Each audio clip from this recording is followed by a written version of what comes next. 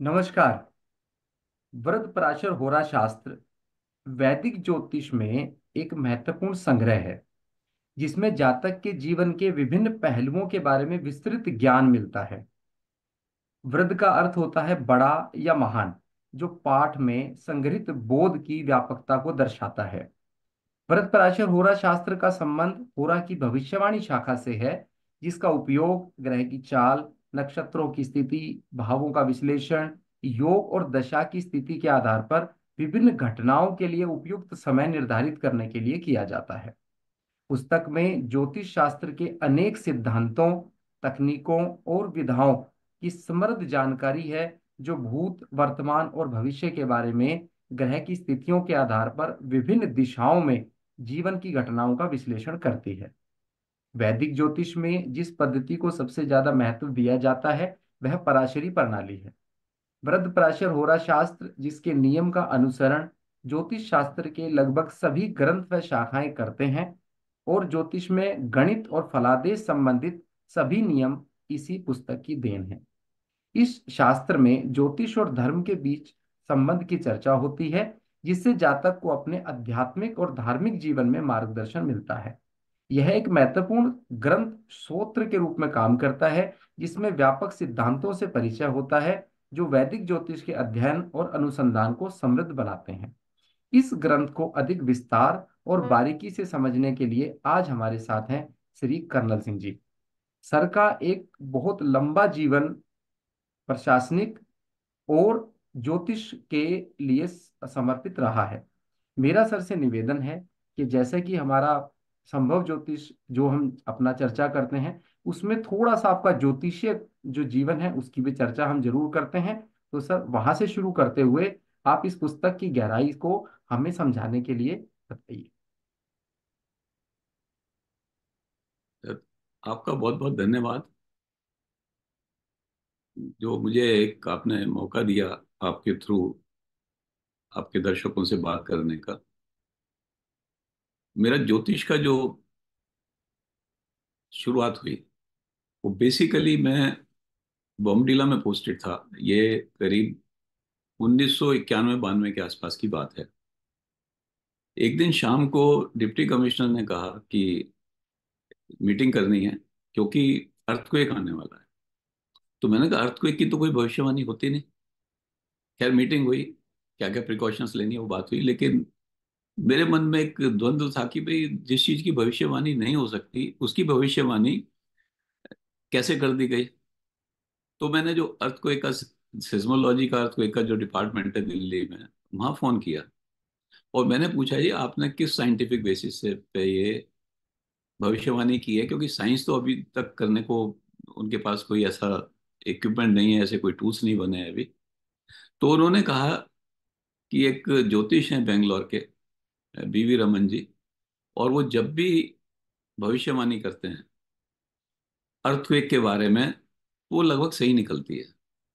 तो इसलिए उनकी भविष्यवाणी को हम लोगों को बताते हैं कि भाई ऐसे ऐसे अर्थक्वेक आ सकता है। एंड उस रात भी जो उन्होंने टाइम दिया था उस समय बॉम्बडीला में अर्थक्वेक आया। हालांकि उसकी इंटेंसिटी वो नहीं थी जो उन्होंने प्रिडिक्ट की थी, बट ये बड़ा कमाल का विषय है कि जो साइंस प्रिडिक्ट नहीं कर पा रही वो एक एस्ट्रोलॉजर प्रिडिक्ट कर सकता है। यहां से मेरी इसमें रुचि इकट्ठी शुरू हुई। उसके बाद मैं डिफरेंट जगह पोस्टेड रहा और फिर 2003 में, 3 के एंड में, 4 के शुरू में मैं बॉम्बडीला से वापस दिल्ली में आया। तो मेरे एक ऑफिसर थे, उन्होंने मुझे भारतीय विद्या भवन ले गए, जहाँ हमारे जो गुरु हैं, मेरे जो ज्योतिष गुरु हैं केवन राव जी से मुलाकात हुई।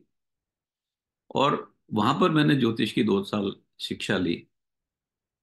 शिक्षा लेने के इमीडिएटली बाद एक दिन राव साहब ने कहा मेरे से, तुम पढ़ाना चाहोगे? तो मैंने कहा सर ये मौका तो आप दे रहे हैं तो बहुत अच्छी बात है। तो उन्होंने मुझे 2007 में भारतीय विद्या भवन में पढ़ाने का मौका दिया। मैं 2011 तक वहाँ पर टीचिंग की, लेकिन 2011 में मेरा ट्रांसफर मिजोरम हो गया। उसके बाद डिफरेंट जगह, फिर दिल्ली से बाहर भी दिल्ली में पोस्टेड रहा। जब मैं सुपर एनुएट हो गया तो फिर राव साहब ने फिर मुझे दोबारा यहाँ पढ़ाने का मौका दिया। तो मेरी जो ज्योतिष की शिक्षा है और जो ज्ञान है, वो राव साहब से बहुत ज्यादा प्रभावित है। क्योंकि उन्होंने एक बात कही है कि ज्योतिष को हम साइंटिफिक व्यू से देखें। ज्योतिष की जो किताबें लिखी गई, उसमें बहुत अरसा बीत गया है। बीच में हमारे देश में डिफरेंट तरह के लोग आए, डिफरेंट कंट्रीज के लोग आए, और कहीं ना कहीं जो ज्योतिष की किताबें हैं, उनमें कहीं ना कहीं बीच में बहुत सी चीजें मिला दी गई या मिल गई। उस वजह से बहुत क्लैरिटी नहीं आती कि ज्योतिष में कहाँ क्या, कई बार किताबों में सही है क्या गलत है। इसलिए राव साहब कहते हैं कि आप साइंटिफिक स्टडी करो, स्टेटिस्टिकल एनालिसिस करो, और स्टेटिस्टिकल एनालिसिस से जो सही आता है, उस पर्टिकुलर पोर्शन को आप सही मानो और उस पर ही प्रिडिक्शन करो। अब जो आपने बृहद पाराशर होरा शास्त्र की बात की, सबसे पहले तो पाराशर जी कौन थे, ये हमें जानना जरूरी है। अगर हम, जो द्वापर युग है, जो कलयुग से पहले था, द्वापर युग को खत्म हुए अब करीब 6024 साल हो गए हैं। और द्वापर युग के अंतिम दिवस कृष्ण जी जो हैं, वो अपने शरीर को छोड़ के चले गए थे। और इसका अगर हम इससे पहले का 200-300 साल का टाइम देखें, वो टाइम बहुत इंपॉर्टेंट टाइम रहा। उसमें ऋषि मुनि जो हैं, जैसे व्यास जी थे, उन्होंने वेदों को डिवाइड किया, उन्होंने वेदांत के ऊपर टिप्पणी की, वेदांत के ऊपर लिखा, महाभारत लिखी उन्होंने। इनके, व्यास जी के जो शिष्य थे, जैमिनी ऋषि, उन्होंने एक हमारा जो दर्शन है, पूर्व मीमांसा, जो कर्म कांड से संबंधित है, उस पर कमेंट्री लिखी। और व्यास जी ने उत्तर मीमांसा पे कमेंट्री लिखी। मैं व्यास जी के बारे में क्यों बता रहा हूँ, इसका रीजन है, व्यास जी के जो पिता थे, वो पराशर जी थे। और पराशर जी के जो पिता थे, वो शक्ति नाम थे उनका। और उनके पिता वशिष्ठ जी थे। वशिष्ठ जी वही हैं जो रामचंद्र जी के गुरु थे। तो पराशर साहब शक्ति और अद्रेंशक्ति के पुत्र थे, और वशिष्ठ जी के हम पुत्र कह सकते हैं। और इनका सत्यवती जो थी, एक मछुआरों की लड़की थी, जब एक नाव में जा रहे थे, वो बोट को चला रही थी। तो उस समय इनको कैलकुलेशन की, इनको लगा ये राइट टाइम है, कोई बहुत बड़ा आदमी पैदा हो सकता है। तो उन्होंने सत्यवती से कहा कि भाई, इस समय मेरी पैदा करने की इच्छा है। और वहां उन्होंने जो पुत्र पैदा हुआ, उसका नाम व्यास हुआ। सत्यवती से शांतनु जो राजा थे, उससे भीष्म पितामह हुआ। यानी भीष्म पितामह और व्यास जी बेसिकली कह सकते हैं कजिन थे। तो ये जो समय था, बड़ा डिबेट का समय था। जैसे हमने कहा कि स्क्रिप्चर्स की स्टडी हो रही थी। और एक बहुत बड़ा जो इशू इस समय था, वो था कि क्या हर चीज प्री डेस्टाइंड है, या फ्री विल भी है। पराशर ने जो अपनी ज्योतिष शास्त्र लिखी है, उन्होंने अपने ग्रंथ में लिखा है कि यह ज्ञान उनको ब्रह्मा से नारद को मिला, नारद जी से शौनक मुनियों को मिला, और उनसे पराशर जी को मिला। यानी ये ज्ञान परंपरागत ज्ञान है। और इस ज्ञान का बहुत से लोग ये मीनिंग लगा लेते हैं कि हर चीज प्री डेस्टाइंड है, जिसको हम फेटलिज्म भी बोल देते हैं बहुत से लोग। बट वो डेस्टिनी की बात कर रहे हैं। डेस्टिनी एंड कर्म में जो डिस्प्यूट था, वो उस समय चल रहा था। और कृष्ण जी ने अपनी गीता में इसको बहुत क्लेरिफाई किया है कि डेस्टिनी भी है और कर्म भी है। और इन दोनों का जो सम्मिश्रण है, क्योंकि कर्म से ही डेस्टिनी बनती है, उन्होंने बहुत क्लेरिफाई किया उसको। लेकिन डेस्टिनी और कर्म साथ मिलके हमें फल देते हैं। पाराशर जी ने भी इस बात को एडमिट किया है। उन्होंने कहा है कि 3 तरह के कर्म होते हैं, एक दृढ़ कर्म, एक अदृढ़ कर्म, और एक दृढ़ अदृढ़ कर्म। कुछ फल हमारे ऐसे होते हैं पूर्व जन्मों के और या प्रारब्ध के, जिनको परिवर्तित नहीं किया जा सकता, वो अदृढ़ हैं कुछ ऐसे हैं कि जिनको परिवर्तित किया जा सकता है, वो दृढ़ हैं। और कुछ ऐसे हैं जिनको बहुत मेहनत के साथ परिवर्तित किया जा सकता है, यानी इस जन्म के कर्मों से भी हमारी डेस्टिनी में परिवर्तन किया जा सकता है। ये पाराशर जी भी मानते हैं, और ये कृष्ण जी का भी गीता में ज्ञान दिया गया है। अब पाराशर जी जो हैं, एक और चीज बताया था मैंने, जैमिनी के जो, इसके व्यास जी के जो एक शिष्य थे जैमिनी, जिन्होंने पूर्व मीमांसा लिखी है, उन्होंने एक ज्योतिष का एक अलग से अपना ग्रंथ भी लिखा है, जिसको जैमिनी ज्योतिष भी बोलते हैं। पाराशर जी ने जो होरा शास्त्र लिखी है, वृहद पाराशर होरा शास्त्र जिसको हम बोलते हैं, ये गुरु और शिष्य का एक डायलॉग है। शिष्य यहाँ पर मैत्रेय है, और गुरु पाराशर जी हैं। और इसमें इसको बृहद पाराशर होरा शास्त्र क्यों बोलते हैं? बृहद माने बड़ा। तो एक्चुअली तीन होरा शास्त्र इस समय पाराशर जी के नाम से हैं, एक लघु पराशरी, एक मध्य पराशरी, और एक बृहद पराशरी। क्योंकि इसमें सबसे ज्यादा श्लोक हैं, इसलिए इसको बृहद पराशरी बोला जाता है। अब जो ज्योतिष है उसके बेसिकली तीन विभाग किए गए हैं। एक गणित है, एक होरा है, और एक संहिता है। गणित में कैलकुलेशन होती है, कौन से प्लेनेट की कहाँ पोजीशन है। इस पाराशर होरा शास्त्र में गणित नहीं है, संहिता नहीं है। संहिता में जो टेरेस्ट्रियल इवेंट्स होते हैं उनके बारे में डिस्कशन किया जाता है, जिसको हम मेदिनी भी बोलते हैं। यहाँ पर केवल होरा की बात की गई है, जिसमें किसी मनुष्य की जन्म पत्री बनाई जाती है और उसका उसमें प्रिडिक्शन किया जाता है, लेकिन कैलकुलेशन इसमें नहीं है। अब फिर उन्होंने कहा कि पहले टाइम में ये था, कुछ लोग कहते हैं कि जी पर्टिकुलर लोगों को ही शिक्षा दी जाती थी, लेकिन इन्होंने, पाराशर जी ने बहुत क्लियरली कहा है कि ज्योतिष सीखने के लिए ना तो कोई स्त्री पे बैन है, ना कोई पुरुष पे बैन है, ना किसी कास्ट पे बैन है। बेसिकली उसके लिए उन्होंने कहा है कि कुछ क्वालिटी होनी चाहिए, वही आदमी को ज्योतिष सीखनी चाहिए। उन्होंने बताया गणित में प्रवीण होनी चाहिए, अच्छा होना चाहिए, बोलने चालने में उसका कम्युनिकेशन स्किल अच्छा होना चाहिए, ताकि वो प्रॉपरली कम्युनिकेट कर सके जिसके बारे में प्रिडिक्ट कर रहा है। न्यायविद होना चाहिए, कि ऐसा ना हो कि पैसा ऐंठने के लिए झूठ बोल रहा हो। आजकल के बहुत से ज्योतिष ऐसे मिल जाते हैं, जैसे काल सर्प दोष बताने लगते हैं, जो हमारे के एन राव जी ने बड़ा क्लियरली एक्सप्लेन किया कि किसी भी क्लासिक बुक में नहीं है, पाराशर होरा शास्त्र में भी नहीं है, लेकिन बहुत से लोग पूजा कराते हैं इसकी। देश काल का ज्ञान होना चाहिए उसको, जितेंद्रिय होना चाहिए। डिबेट में उहा पोह पटु, उन्होंने कहा, मतलब डिबेट में, डिस्कशन में समझदार होना चाहिए। तो वो उन्होंने कुछ क्वालिटीज बताई हैं, और जिसमें क्वालिटीज हैं वो ज्योतिष शास्त्र सीखने के लिए कैपेबल है।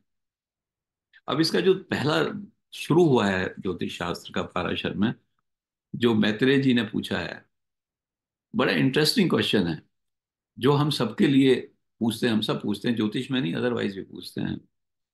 कथम सृष्टि इयम जाता, ये जगत कहाँ से पैदा हुआ? जगता च लय कथम, ये जगत कहाँ चला जाता है, कहाँ विलीन हो जाता है? एंड सेकंड लाइन बहुत इंपॉर्टेंट है, खास्ता नाम भूस्था नाम, यानी जो आकाश के पिंड हैं और जो जमीन के पिंड है, जो भूमि के पिंड है, संबंधम वध, उनका क्या संबंध है? तो यही ज्योतिष का है कि आकाश में जो सेलेस्टियल बॉडीज हैं, आकाश में जो ग्रह हैं, आकाश में जो राशियां हैं, उनका पृथ्वी पे जन्म लेने वाले लोगों पे क्या संबंध है? तो बड़ा अच्छा प्रश्न किया है, और जिसका उन्होंने फिर क्लेरिफिकेशन किया है पाराशर जी ने। पहले उन्होंने बताया कि ये सृष्टि कैसे बनी, कौन कौन सी एनर्जी सृष्टि में थी। फिर बताया कि कौन कौन से अवतार हुए, कैसे अवतार हुए वो। और उन्होंने उसी अवतार में एक्सप्लेन किया है, जो जीव हैं पृथ्वी पर, उनमें जीवांश अधिक होता है, परमात्मांश कम होता है।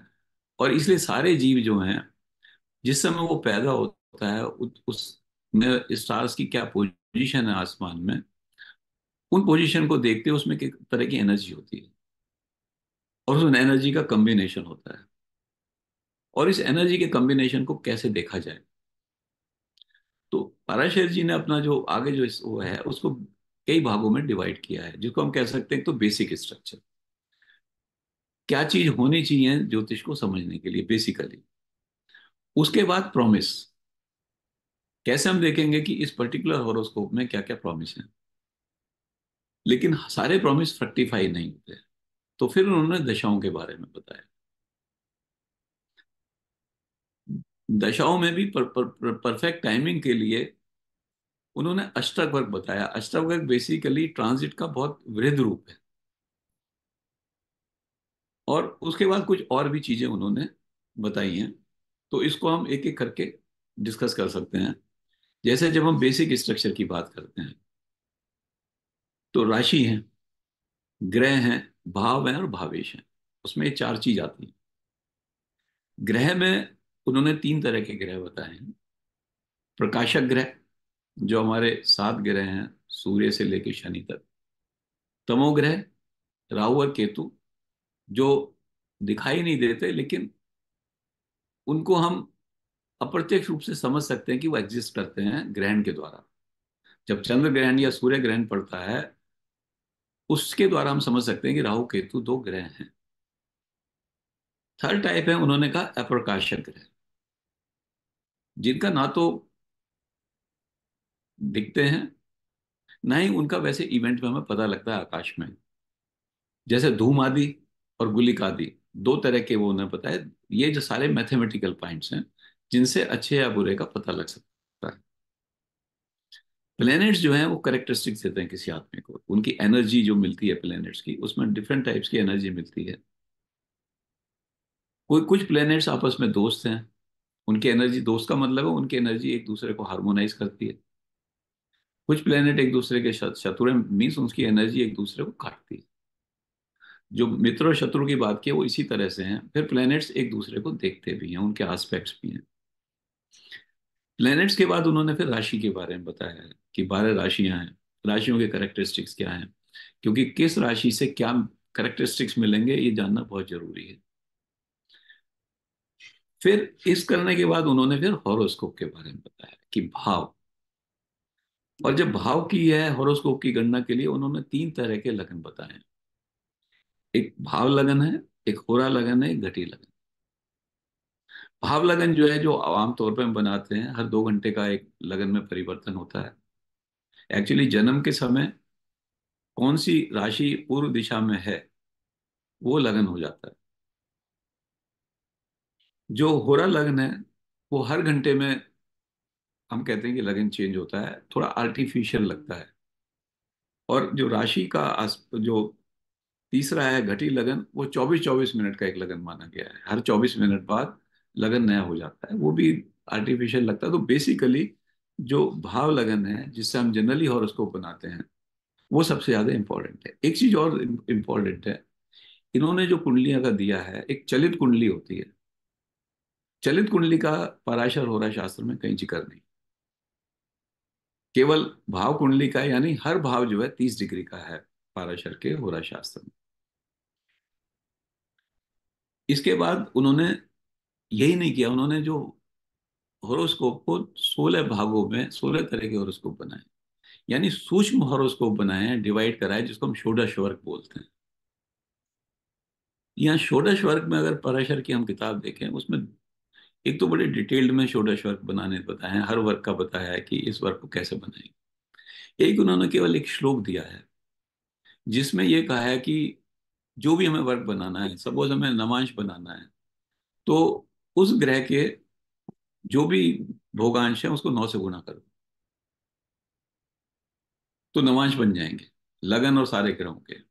अगर हमें द्वादश दशांश बनाना है तो 12 से गुना कर दो। एक ही श्लोक में बताया गया, जिसको आजकल हम बनारस के षोडश वर्ग भी बोलते हैं, बनारस के वर्ग भी बोलते हैं। अब इसमें कौन सा सही है कौन सा नहीं है, इस पे सर्टेनली इस विश्लेषण करने की जरूरत है, क्योंकि पराशर जो थे वो दो तरह की चीजें तो नहीं बोल सकते थे, कोई ना कोई चीज इसमें ऐड की गई है किसी ने बाद में। तो ये उसका वो है कि स्टडी का विषय है पराशर की किताब के लिए। उन्होंने फिर हर वर्ग का ये भी बताया कि किस वर्ग में कितना उसका यूज करना चाहिए, जिसको विंशोपाक बल के नाम से जाना जाता है। यहाँ पर उन्होंने जेमिनी के बारे में भी कुछ बताया है, पद, कारक और कारकांश लग्न के बारे में भी। अब इन्होंने जेमिनी के बारे में क्यों बताया है, क्योंकि जेमिनी ऋषि ने जेमिनी के बारे में डिटेल में लिखा, तो एक दो चीज हो सकती हैं, या तो एक बीज स्वरूप इन्होंने वहां पर डाला है चीजें, और जिसको जेमिनी ऋषि ने बाद में एक्सप्लेन किया है। एक तो इसका एक्सप्लेनेशन ये हो सकता है। दूसरा ये हो सकता है कि बाद में कुछ लोगों ने जेमिनी के सूत्र लेके इसमें डाल दिए। तो दोनों पॉसिबिलिटीज हैं, लेकिन इन्होंने जेमिनी के जो ब्रीफ में यहाँ पर इंक्लूड किया हुआ है अपने हॉरोस्कोप में। तो ये तो बेसिक इसमें जानने की चीजें हैं। इसके अलावा आते हैं हम प्रॉमिस पे। हॉरोस्कोप को कैसे देखेंगे? हॉरोस्कोप बन गया, राशियां बन गई, लगन में कौन सी राशि है, सेकंड भाव में कौन सी राशि है, कहाँ कौन सा ग्रह कहाँ बैठा है, ये यहां तक हो गया। इसके बाद वो कहते हैं कि भाव फल क्या है, किस भाव का क्या फल मिलेगा, लगन का क्या फल मिलेगा, सेकंड भाव जिसको धन भाव बोलते हैं उसका क्या फल मिलेगा। तो इसके बारे में काफी डिटेल में इसमें डिस्कशन किया गया है। उसके बाद ग्रह के फल। ग्रह के फल देने के लिए उन्होंने काफी चीजें एक्सप्लेन की हैं, इंक्लूडिंग उनकी अवस्था क्या है ग्रहों की। अवस्था भी इन्होंने 5 तरह की अवस्थाएं बताई हैं। बालादि अवस्था है, जैसे जागृत आदि अवस्था है, दीप्त आदि अवस्था है, लचिदा आदि अवस्था है, और शयन आदि अवस्था है। इन अवस्थाओं से पता लगता है कि प्लेनेट की कैपेबिलिटी कितनी है रिजल्ट देने की। इसके अलावा उन्होंने षडबल के बारे में बताया, क्योंकि कोई प्लेनेट अगर पावरफुल होगा तो उसकी पॉजिटिव रिजल्ट देने की पावर बढ़ जाएगी। एक एग्जांपल मैं आपको देता हूँ। फॉर एग्जांपल सिक्स लॉर्ड है।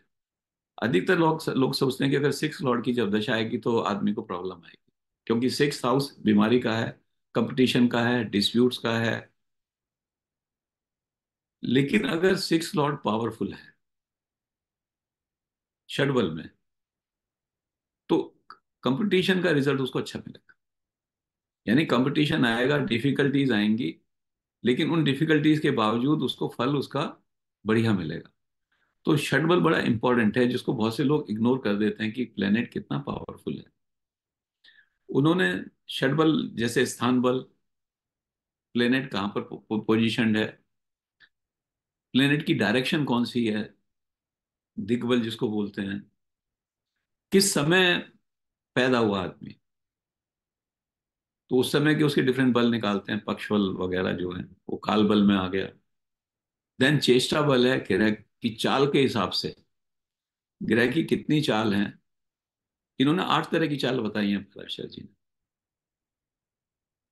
वक्र है, वक्री प्लेनेट हमें मालूम है कि वक्री प्लेनेट है, उल्टा चलता हुआ आकाश में नजर आता है। अनुवक्र है, वक्री में भी जो तेज चल रहा है, और उन्होंने कहा है कि जो पिछली राशि में पहुंचने की कैपेबिलिटी रखता है, पहुंच गया है, उसको अनुवक्र बोला है। देन विकला है। विकला मीन्स जो स्टेशनरी हो गया, आकाश में ऐसा लगता है कि स्तंभ हो गया है, वो आगे नहीं बढ़ रहा है ना पीछे जा रहा है। देन फिर धीरे धीरे वो बढ़ना शुरू करता है, मंद मंद तरह बोलते हैं उसको। फिर उससे और तेज होता है, जिसको मंद बोलते हैं। फिर अपनी नॉर्मल गति पे आ जाता है। फिर तेज चलने लगता है, और फिर उससे भी तेज चलने लगता है, अतिचारी बोलते हैं उसको। तो ये 8 तरह की गतियां बताई, इनके हिसाब से चेष्टा बल दिया जाता है। जनरली हम वक्रत्व के हिसाब से चेष्टा बल निकाल लेते हैं, लेकिन पाराशर जी ने बड़ा डिटेल में समझाया कि चेष्टा बल कैसे निकालना। देन नैसर्गिक बल है, और जो प्लेनेट देखते हैं वो भी बल प्रदान करते हैं किसी ग्रह को, उसको उन्होंने दृष्टि बल कहा। इस तरह की 6 बलों से मिला के षड बल का उन्होंने दिया है, प्रिडिक्शन करने के लिए, प्रॉमिस को देखने के लिए। इसके बाद उन्होंने विविध योग दिए हैं, जैसे पंच महापुरुष हो गए, चंद्र योग है, रवि योग है, इस तरह के योग दिए हैं। देन अरिष्ट, कहाँ नुकसान हो सकता है, कैसे योग हैं जो नुकसान पहुंचा सकते हैं, अरिष्ट भंग योग भी दिए हैं। राजयोग दिए हैं, जिस योगों में आदमी का स्टेटस बढ़ता है। धन योग के बारे में बताया है। नाभस योग है। नाभस योग वो है आकाश में जो प्लेनेट्स का डिस्ट्रीब्यूशन है उसको देखते हुए जो योग बनते हैं, वो नाभस योग कहलाते हैं। नाभस नभ शब्द से बना है, नभ से नाभस। दरिद्र योग बताया है, जहां आदमी धनी हो गया तो उसका उल्टा दरिद्र योग हो गया कि धन कम हो जाएगा। और फिर इन भावेश के फल के बारे में बड़े डिटेल में बताया कि कौन सा भावेश कहाँ बैठने पे किस तरह के फल देता है। तो यहां तक आते आते उन्होंने आदमी को तैयार कर लिया कि भाई पत्री को देख के प्रॉमिस बता सकता है। एक बहुत इंपॉर्टेंट चीज उन्होंने बताई है, एक अगला अध्याय है। अगला होता है जैसे घर में सिटकनी लगा दिया, बंद कर दिया हो। तो बेसिकली कहते हैं कि जो ग्रहों की एनर्जी है वो फ्लो कर सकती है, पानी की तरह बह सकती है। उसको रोकने के लिए अर्गला की जरूरत है। जिस ग्रह को अर्गला, जिस ग्रह की अर्गला है, वो ग्रह अच्छे फल देगा, ज्यादा ताकतवर फल देगा। तो उन्होंने कहा है कि अगर किसी ग्रह के या किसी भाव के सेकंड भाव में, उससे सेकंड भाव में, उससे 11वें भाव में, उससे चौथे भाव में या 5वें भाव में ग्रह बैठे हों, तो उस ग्रह की एनर्जी को वेस्ट होने से रोकते हैं।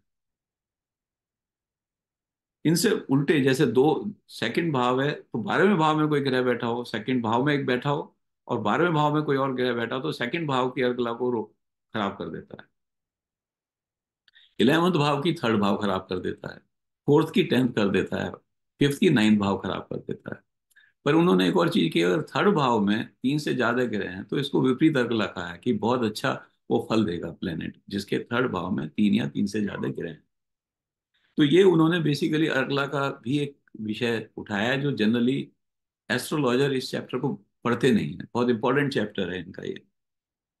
इसके बाद प्रॉमिस में ही आयु के बारे में उन्होंने बताया है।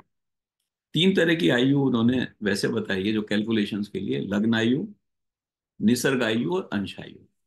इसके अलावा उन्होंने जीवन का जो टाइम पीरियड है उसको भी डिवाइड किया है: दीर्घ आयु, मध्य आयु और अल्प आयु।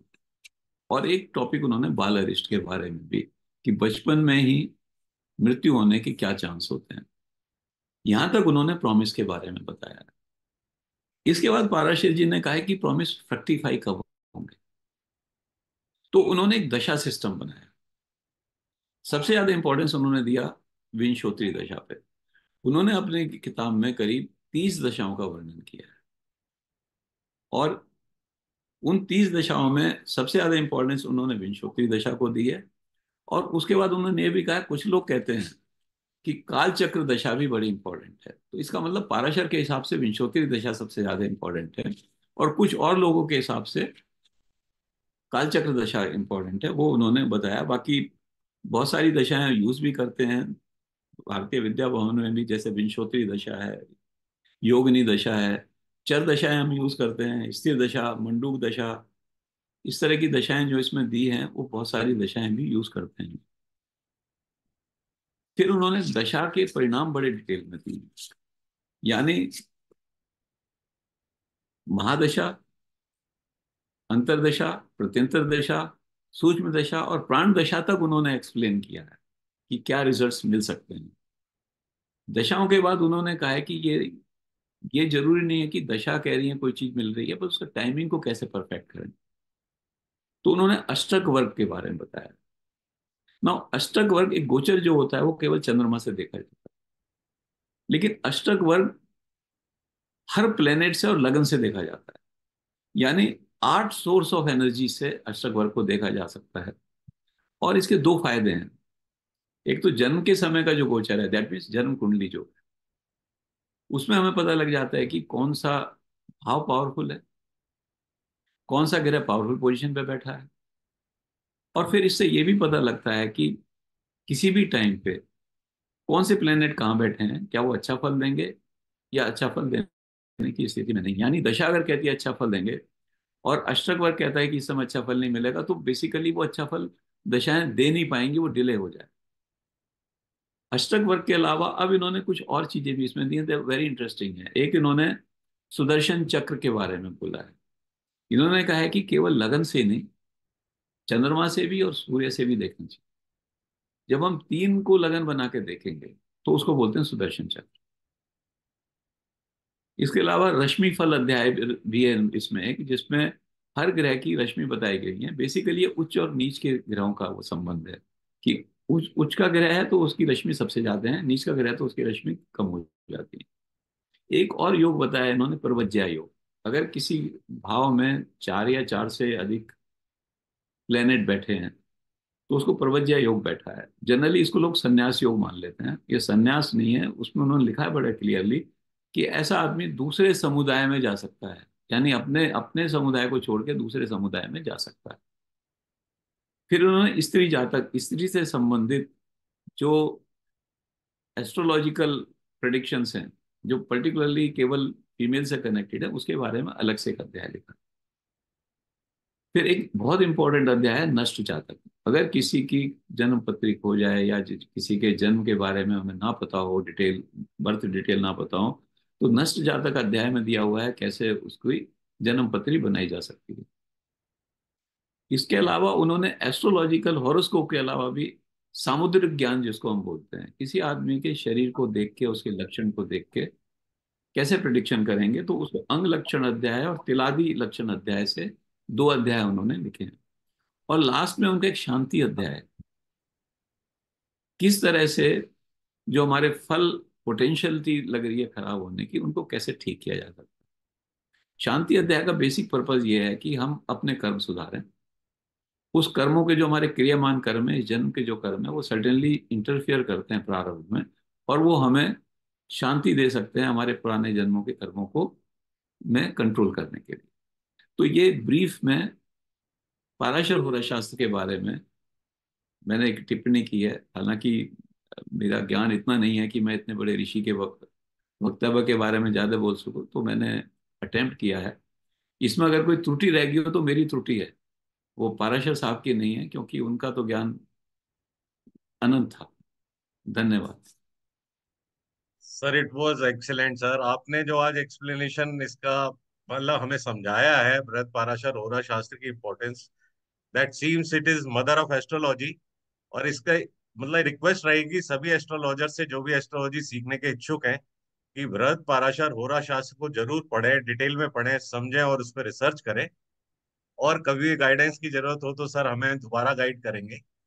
और इसी के साथ we'll conclude this session today and we'll have one more session on importance of classic books in astrology. Thank you very much, sir.